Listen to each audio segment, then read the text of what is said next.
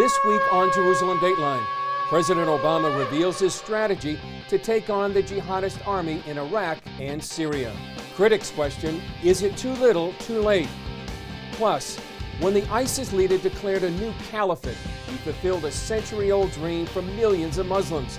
We'll tell you why the caliphate means so much to the Muslim world and why it's a threat to the West, and how the latest threat to Israel sits on its northern doorstep. Hello and welcome to this edition of Jerusalem Dateline. I'm Chris Mitchell, coming to you this week from our Jerusalem studio. President Obama finally laid out his plan to defeat the militant Islamic ISIS army. He's hoping for congressional approval, but says he'll go forward without it. Meanwhile, critics are still asking why it took him so long to respond, and they question if this plan is enough to stop the Islamic monsters. CBN's White House correspondent Jennifer Wishand reports. President Obama addressed Americans increasingly concerned about the threat Islamic State militants pose, as they increasingly doubt their commander-in-chief's ability to effectively face it. We can't erase every trace of evil from the world, and small groups of killers have the capacity to do great harm. That was the case before 9/11, and that remains true today. The biggest escalation to fighting over the past few weeks is the president's decision to launch airstrikes against ISIS in Syria. He's also deploying 500 additional U.S. troops to assist Iraqi security forces. America will continue fighting ISIS from the air in coordination now with Iraqis on the ground. House Speaker John Boehner responded. He has finally begun to make the case the nation has needed him to make for quite some time, that destroying this terrorist threat requires decisive action. A speech is not the same thing as a strategy, however. While the president presented a compelling case for action, many questions remain. Strong action is what Americans want. A Fox News poll shows 57% of voters think the president is weak and indecisive on foreign policy, while 54% think he's not prepared to do whatever it takes to defeat ISIS. Because he didn't leave himself enough options in terms of how to deploy military forces, such as U.S. boots on the ground, I think there may be some things that will either have to be recalibrated in the future or there will be a significant shortfall in what we're able to accomplish. The president called on Congress to approve a program to train and arm moderate Syrian rebels fighting ISIS and the Assad regime. Republicans and Democrats have serious questions about specifics on the president's plan, but they appear united in wanting to be involved. The president should be seeking congressional approval, period. I believe it would be a grievous mistake after 13 years of war to evolve toward a new strategy of taking prolonged military action without bothering to seek congressional approval. Meanwhile, the president reminded Americans of the brutal nature of ISIS, but he made two things clear. ISIL is not Islamic. No religion condones the killing of innocents, and the vast majority of ISIL's victims have been Muslim. And ISIL is certainly not a state. But critics have attacked the president for not acknowledging the religious motivations of the Islamic extremists. Jennifer Wishand, CBN News, Washington. While the U.S. prepares to hit ISIS in Syria, Israelis can already see radical Islamists on their border with Syria. We went up to the front lines to see the threat they pose to Israel. In late August, an Islamic group with ties to al-Qaeda scored big gains against the Syrian army. The fighting took place on Israel's northern doorstep. This is an observation point overlooking the Israeli-Syrian border. We've been hearing explosions in the background and seeing plumes of smoke, presumably fighting between al-Nusra forces and the Assad regime. One of the most important victories al-Nusra has won recently is taking over the strategic connector crossing about a mile behind me. For years, that served as the only portal between Israel and Syria. Arik Golansky manages a restaurant close to the border. It's in Kibbutz Marom Golan, with horses and guest houses. Now there's a new terrorist neighbor. Al-Nusra control now 80% of the whole region of Konetra. It's not just here, but it's also the city, the villages. The Golan Heights sits along Israel's northern border with Syria. Israel won the land in the 1967 Six-Day War, and for 40 years it's been Israel's quietest border. Now UN observers monitor the fighting from the heights. Recently, al-Nusra captured 45 peacekeepers. al-Nusra is on Israel's border now, but Golansky says ISIS is not far behind. They are more towards to the south of the Golan, and most of them are between Syria and Lebanon. Despite the fighting nearby, life for Israelis in the Golan Heights goes on. Lilak Ashtar serves as a community liaison with the IDF. We live a very peaceful life, but we know that a few kilometers away there is a war. Israel will be ready, the border will be ready. The question is if the whole world is ready for this change of the Islam movement. Being ready is why 2 U.S. pastors brought their tour group to the border. Just to pray for the peace of Jerusalem, pray for the peace of the nation Israel.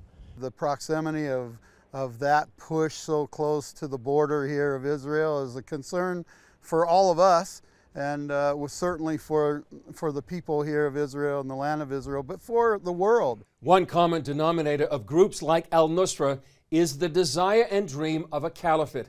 In July, the leader of ISIS, Abu al-Baghdadi, established a new caliphate called the Islamic State. Most of the world, however, doesn't know the significance of a caliphate or why it's so important to Muslims. We spoke to some Islamic experts to learn the meaning of the caliphate. When a terrorist leader boldly declared a new caliphate, it sent shockwaves throughout the Middle East. The so-called Islamic State became the first caliphate in nearly 100 years. When Abu al-Baghdadi made his announcement, other groups like Al-Qaeda and the Muslim Brotherhood condemned it.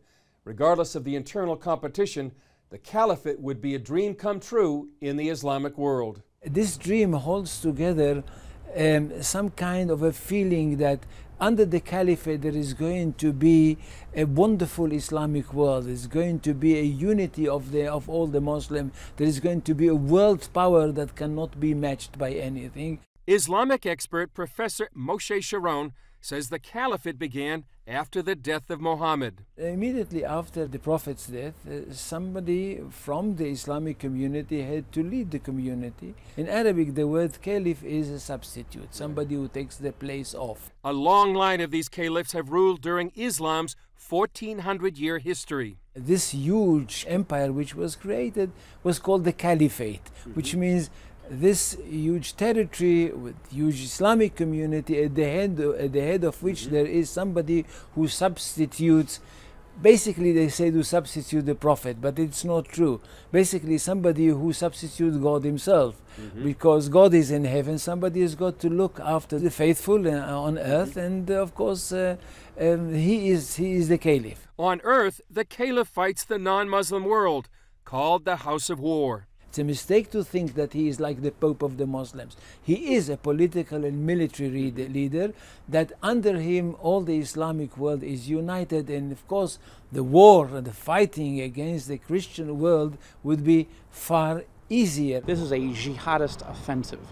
From Syria to Iraq to Gaza, it's all part of an offensive move by forces that may have different names: ISIS, Hamas, Islamic Jihad, Al-Aqsa Martyrs Brigade, what have you. But they're all on a mission, and that is to build a caliphate. Middle East expert Joel Rosenberg says for these Muslims, it's a religious war. To kill every Jew and Christian in their way, and to kill every Muslim that doesn't believe in a radical way that they believe. And this is a move. And why is it happening now? In part, it's happening because they believe that the time for the caliphate has come, the kingdom, the Islamic kingdom, the Islamic State. Right. But it also is in part because the United States is steadily withdrawing and retreating from the region, so they don't see forces that can stop them. Sharon says Jerusalem is the prize and world domination their goal. The major aim of the caliphate is to rule the world. And this can be done under the leadership of one caliph who he himself only can declare a holy war, a jihad. More than a decade after 9/11, the West is still coming to grips with Islam's holy war. Up next, come with us back to the border to hear more about the threat of radical Islam to Israel and the world. It's a bit surreal. You can see and hear the fighting between radical Islamic groups and the Assad regime from the relative safety of an observation point overlooking Syria. Here's more of our conversation with Arik Golansky, who lives in earshot and eyesight of the front lines of the Syrian civil war. This is where a lot of people come, right? Yes, it's a major tourist attraction point because of the view, because of the scenery, because of the mountains. And right now, this is what we're seeing. Exactly. Part of the scenery now, you see the smoke. Now it's far. Sometimes it's much closer to us. This is far. This is no. From here, there's no mistake of fire coming here. But when it's here, when let's say Assad forces try to shoot Konetra over here, by mistake, you know, it's not bullets or missiles can go here. So right now we're seeing that smoke in the background. We're hearing the bombs go off. This would be al-Nusra fighting Assad forces back? Or or Assad attacking al-Nusra. You know. And now most people that come here, the tourists that come here, are coming to watch especially this. To watch this. And probably they will be disappointed if there's nothing going on. So is this a regular occurrence, almost on a daily basis? Right now, yes. For the past 2 weeks, it's on a daily basis, and actually today is quiet. Again, sometimes it's much closer. You can see the area over there. There was a fire here, there. That was a couple of weeks ago? Yeah, almost a week and a half ago. And this is the border, so it's very close. This is our land. And so when you say the border, that road right there that we see some cars on right now? Yes. That's the border? Yes, behind it. Behind it. With the flag? The flag is the end of our vineyard.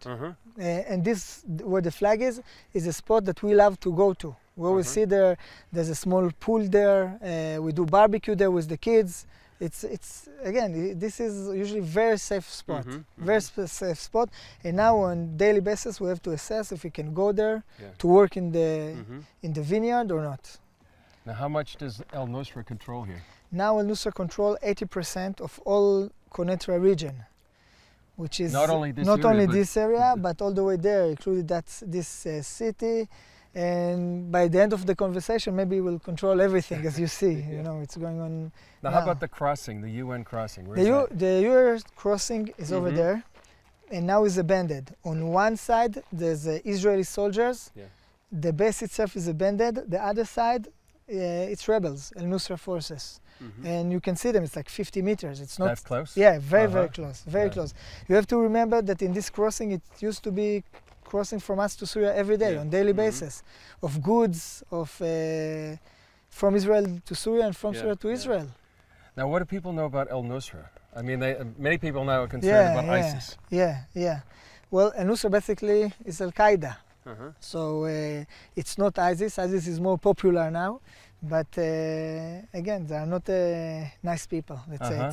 You were saying earlier they're not a human rights group. Yeah, exactly. It's not we cannot choose our neighbor, but this is the neighbors that move into our neighborhood, let's say this way. Now, how is this going to change life for you? You have new neighbors now. You've had, this has been about the quietest border on Israel for 40 years or so. That's true, that's true. Hopefully it won't change. Hopefully one of the sides will win, will gain control, and it will stay quiet, and they will put all the efforts to help the Syrian people go back to normal life, and that will help us to continue with our normal life. But we based on Al-Qaeda and ISIS, a lot of people aren't optimistic that's going to happen. Yeah. Now, from where we are, where's ISIS? To the south of the Golan Heights. This would be this way? Yes, exactly. Behind this mountain. We don't feel them, we don't see them yet, but they're getting close to this border, although most of them are the border between Syria and Lebanon, which is not our border. Here is more al-Nusra. There's also been the talk about, there's actually been Syrian rebels that have been injured and wounded, and they come into Israel. It's also happened on daily basis. Mostly is pregnant women, kids that got hurt in the battles. They bring them to the cross point, and we move them into Israel. There's actually, Israel set up a hospital over there for immediate help to the Syrian people. If it's more serious, they take them to hospital within Israel, in Tzfat. So finally, Arik, what does this mean for the kibbutz and for Israel, this whole change in the neighborhood? It means that we have to be alert, we have to be aware that this has happened, but it doesn't happen only here, it's happened all over the world. Okay, I think it's a more global problem than a specifically small problem here on the border, because Israel will be ready, the border will be ready. The question is if the whole world is ready for this change of the Islam movement. Coming up, an unusual peace plan in the West Bank. The Israeli-Arab conflict has been going on for decades. But what many people don't realize is that Jews and Arabs in many cases actually do get along. CBN's Scott Ross takes us to one company that's making a difference. They get printed. Salam alaikum. This is SodaStream, the leading manufacturer of home beverage carbonation systems. It also has a practical solution for building Israeli-Palestinian-Arab relations. This factory here used to be a munitions factory until about 15 years ago. The Israeli military made munitions for artillery. And then SodaStream came and transformed it into a soda factory. And we're turning bullets into bubbles. And the statue reads here in Hebrew, and you shall beat your swords into plowshares and your spears into pruning hooks. Nation shall not lift up sword against nation, nor shall they learn war anymore. And that's from Isaiah the prophet. That's right. Daniel Birnbaum leads SodaStream, a company more than 100 years old. I visited its largest plant in Mishor Adumim, located just outside Jerusalem. It's an area the Bible calls Judea, and much of the world refers to as the West Bank. So we're selling our product in 45 countries around the world. 45? Yeah. Not all of them are getting product from this factory because some of the countries, the Nordic markets, for example, they don't want anything from this factory. Yes. Because they think that it's a discriminatory apartheid situation. They don't want to touch it. So what we do for them is we make this product in a different factory. What a shame. Yeah, it really is. Actress Scarlett Johansson was forced to make a choice between her work with SodaStream and Oxfam, a group fighting global poverty. Johansson is seen here in this Super Bowl commercial. Start with plain water, add bubbles, mix in the perfect flavor. Look, a soda that's better for you and all of us. But Oxfam told Johansson her work with SodaStream was incompatible because it furthers the poverty of the Palestinians. Johansson stood up for SodaStream. So when I came here about 7 years ago, I inherited this facility. It did not employ Palestinians, it only employed Israelis.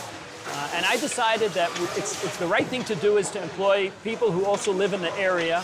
And it evolved into a very interesting demographic situation where we have more Palestinians than Jews. So how do they get along with each other? Any conflicts, any problems? Scott, we are the largest employer of Palestinian people in the world, outside of the Palestinian Authority. We employ 500 Palestinians here, side by side with 350 Israeli Arabs and another 300 Israeli Jews. And we get along together. They're not killing each other, look, okay? And when we go to lunch break, we break bread together, and we get to know each other. SodaStream pays Israeli wages, 4 times what workers would earn in the Palestinian Authority, where unemployment is 30%. Workers say they're happy. In the first year, the salary helped me to build a home and put a land. In the first year. In the first year, yes. Are you a Palestinian Arab? A Palestinian Arab, yes. How do you get along with your Jewish co-workers? Allah, everything is good. I work with the Jewish. No discrimination between Jewish or Arab people. The plant produces about 15,000 soda makers a day. There are dozens of regular, diet, and naturally sweetened flavors, boasting far fewer calories than bottled soft drinks. And reusing the bottles means less damage to the environment. This is the valve assembly room. And I call this room the United Nations because we have people from all over here. You'll see Palestinians and Israelis, and you'll see Russian immigrants and Ethiopians and Bedouins, women and men. I love this hall. Sadly, disturbances by some Palestinian employees during fighting between Israel and Hamas earlier this summer led to the firing of dozens of Palestinians. Management says things are now back on track. Nevertheless, Birnbaum says the company is doing its part to build bridges and make peace. So every single soda maker that we make here, every single soda maker that you would buy at Walmart or Bed Bath or Target or wherever, was made by a Jew and a Palestinian together living in harmony. And that gives me goosebumps. Yeah, me too. That's a miracle. Up next, comments from 2 American pastors about the battle with radical Islam. When we traveled to the Syrian border, we met two American pastors who brought a tour group to Israel. We asked them about what it was like to see one of the front lines of radical Islam and what message they'll be taking back to the U.S. Pastor John, what has it been like for you to be up here on the front lines in the Golan Heights? Oh, it's amazing. I love the view, being able to look out into Syria and then back into the Galilee. It's a spot I've never been to before, and I was amazed by just the beauty, and we could see the border fence and at a distance some of the fighting that's going on tragically. I think the Israeli Defense Force is doing a good job protecting, its Golan, and it's far enough away that it's not really that frightening. I'm saddened by the civil war that's going on in Syria, and we're praying for the people of Syria, that God will bring some resolvence to that. So, but we're Americans. We're not really afraid of the fighting. What kind of message is this being here you're gonna take back to your church and community? Just to pray for the peace of Jerusalem, pray for the peace of the nation Israel, and that we need to support them and stand with them. Well, I think it's been a great opportunity for us to be able to come as Christians from the United States to be able to stand and support the troops here in Israel and the people of Israel, the land of Israel. It's going to help us in going back to the United States and to our churches and to really bring the reality of the destruction, the war, the constant threat that is posed on the people of Israel and the land of Israel. This battle has got to be won on our knees, and we have to be in prayer and constant prayer. We're thankful for the opportunity to be able to come here and for the Lord to be able to allow us to meet you on this hill as well. It's a blessing for us to know that there are Christian television that are going to help be able to get this message out to those that are really the prayer warriors that need to be on their knees. Amen. So thank you for being here. Well, that's all for this edition. I'm Chris Mitchell. We'll see you next time on Jerusalem Dateline.